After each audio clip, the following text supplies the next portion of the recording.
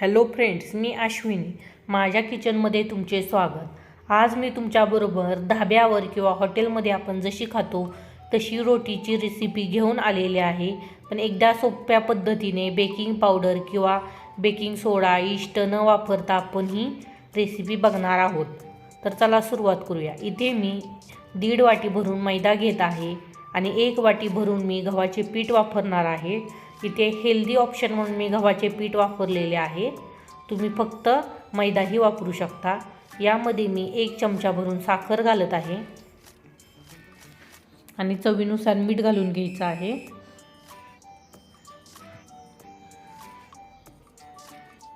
आता इथे मी 1 इनोची पुडी घेतलेली आहे, ती इनो घालायची आहे. हेच आहे आपली रेसिपीतला महत्त्वाचा इन्ग्रेडियंट. म्हणजे इथे बेकिंग पावडर किंवा बेकिंग सोडा काही गरज नाही आहे तुम्हाला. आता यात मी 1 चमचा तेल घातलेला आहे आणि अर्धी वाटी भरून दही आहे. हे दही फ्रेश आहे. हे सर्व घालून आपण ही कणिक छान मळून घ्यायची आहे. इथे मी इनो वापरला आहे. इनोमुळे आपली रेसिपी एकदम झटकीपट होते. काही वेळेस आपल्या इकडं बेकिंग पावडर किंवा इस्ट नसते, म्हणून आपल्याकडं इनो तर असतो, म्हणून हे इनो वापरून रोटी बनवायची आहे. एकदम मस्त होते, एकदम फ्लफी होते इनोनेही. एकदा नक्की बनवून बघा. आणि इनो हा सर्वांकडे मिळणारी गोष्ट आहे. कुठेही इनो मिळू शकतो आणि पटकनही आपली रेसिपी होते. एकदा नक्की इनोचा वापर करून रोटी बनवा. कोणीही म्हणणार नाही की तुम्ही इनो वापरून रोटी बनवलेली आहे. आता मी ही कणिक छान मळून घेत आहे. आपण 2-3 मिनटं छान ही कणिक मळून घ्यायची आहे. ज्याप्रमाणे आपण चपातीला कणिक मळतो त्याचप्रमाणे हे मळून घ्यायचे आहे. बघा, इथे मी मस्तपैकी अशी मळून ही कणिक घेणार आहे, म्हणजे आपली मऊसर कणिक तयार होईल. आणि आता यावर थोडंसं तेल घालत आहे मी. आणि ही कणिक आपण अर्धा तास ते 2 तासापर्यंत भिजवून घेऊ शकता. जेवढा तुमच्याकडे वेळ आहे तेवढा भिजवून घ्या तुम्ही. मस्तपैकी आपली ही रोटी तयार होणार आहे. एकदम सोपी रेसिपी आहे ही आणि पटकन होते. कुणाला वाटणारही नाही की आपण इनो वापरून ही रेसिपी बनवलेली आहे. यावर मी थोडेसे तेल लावून आता ही कणिक भिजून देणार आहे.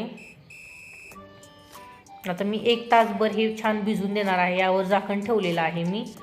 आता 1 तासानंतर बघा, इथे आपली कणिक छान फ्लफी झालेली आहे. तुम्ही ते बघू शकता. याला थोडे थोडे बबल्स आलेले आहेत. आता ह्यातले छोटे छोटे उंडे करून घ्यायचे आहेत. तुम्हाला ज्या आकाराची रोटी बनवायची आहे त्याप्रमाणे तुम्ही त्याचे गोळे बनवून घ्या. आणि याला थोडंसं पीठ लावून हे लाटून घ्यायचं आहे. तुम्हाला जो शेप आवडेल त्यामध्ये तुम्ही बनवू शकता. गोल बनवू शकता किंवा थोडीशी ओल शेप बनवू शकता किंवा त्रिकोणी बनवू शकता. छान असा राऊंडमध्ये लाटून घेणार आहे. आणि जर तुम्हाला रोटी थोडीशी मऊसर पाहिजे असेल तर थोडीशी जाडसर करून घ्या. आणि जर तुम्हाला कडक आवडत असेल तर थोडीशी पातळ घ्या. मस्तपैकी अशी रोटी लावून घ्यायची आहे आपण. मैदा असल्यामुळे हे पुन्हा जवळ असं आकसून येतं, म्हणून हे लाटायला थोडा वेळ लागतो. आता रोटी लाटून झाली. यावर आपण पाणी लावायचं आहे. जे बघा, पाणी लावून घ्यायचं आहे. एका साईडला रोटीला पाणी लावून घ्यायचं आहे. सर्व बाजूला पाणी लावायचं आहे. आणि ते एका साईडला मी तवाही गरम करून घेतलेला आहे. आता जी पाणी लावलेली साईड आहे ती आपण खाली तव्यावर करायची आहे. आणि 2 मिनटं छान रोटी भाजून घ्यायची आहे. मी हा लोखंडी तवा घेतलेला आहे आणि तवा चांगला तापलेला आहे. बघा, इथे किती मस्त बबल्स आलेले आहेत. रोटीला एकदम मस्त बबल्स आलेले आहेत. असे छान बबल्स आले, चांगली भाजली की आपण तवा उलटा करायचा आहे.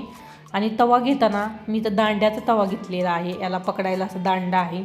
जर तुमच्याकडे असे नसेल तर तुम्ही चिमटाही वापरू शकता. चिमट्यानेही तवा उलटा धरू शकता. फक्त ही रोटी बनवताना नॉनस्टिकच्या तव्यामध्ये बनवू नका. नॉनस्टिकच्या तव्यामध्ये रोटी तुमची चिकटणार नाही, लगेच निघेल. दुसरा कोणता तवा असेल तरीही चालेल किंवा नॉनस्टिकचा खराब झालेला तवा तुम्ही वापरू शकता. त्याला रोटी चिकटते आणि पाणी लावल्यामुळे आपली ही रोटी चिकटून बसते.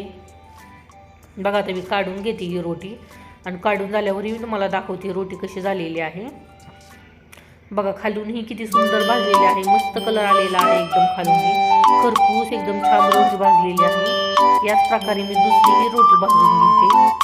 व रोटी टाकली की गॅस फास्ट करायचा आहे आणि छान भाजून घ्यायची आहे. बघा किती आपण केलेली आहे आणि चवीतही काही फरक पडत नाही. ती मस्त रेसिपी होते. बघा की मी तवा गॅसवर भाजत आहे. ही रोटी आपली भाजून झालेली आहे. गरमागरम फटाफट रोट्या तयार होतात.